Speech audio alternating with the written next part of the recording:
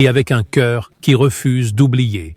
En 1830, les troupes françaises envahirent l'Algérie, croyant à une mission facile, mais elles entrèrent sans savoir dans une terre de héros, un pays dont les racines étaient ancrées dans l'honneur et la liberté. Ce n'était pas une occupation ordinaire, mais un projet colonial visant à effacer l'identité, déplacer le peuple et éradiquer la langue et la religion.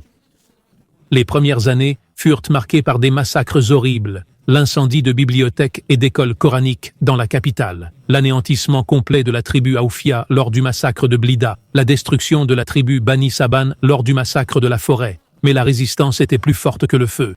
L'émir Abdelkader al-Jazaïri entreprit d'unir les tribus et d'établir un état de résistance dans l'ouest algérien. À l'est, Ahmed Bey de Constantine resta ferme pendant 7 ans, défendant l'est du pays. Lala Fatima Nsoumer dirigea les montagnes de Djourdjoura avec des stratégies militaires qui firent échouer les campagnes du général Randon.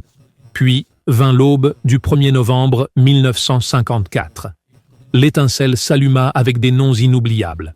Larbi Ben Midi porta la révolution dans la rue, embrassé par le peuple. Zigoud Youssef organisa les attaques dans le nord constantinois. Le colonel Amirouche affronta l'ennemi dans la bataille du mont Aurès. 132 ans de lutte prirent fin le 5 juillet 1962, avec 1,5 million de martyrs et des millions de blessés et de détenus. Beaucoup de sang fut versé pour que fleurisse la liberté. Aujourd'hui, l'écho de leurs exploits résonne encore dans les plaines des Aurès, dans chaque pierre de l'antique Timgad, et dans chaque goutte de pluie qui tombe sur les montagnes de Chouna. L'Algérie est née des cendres des ancêtres.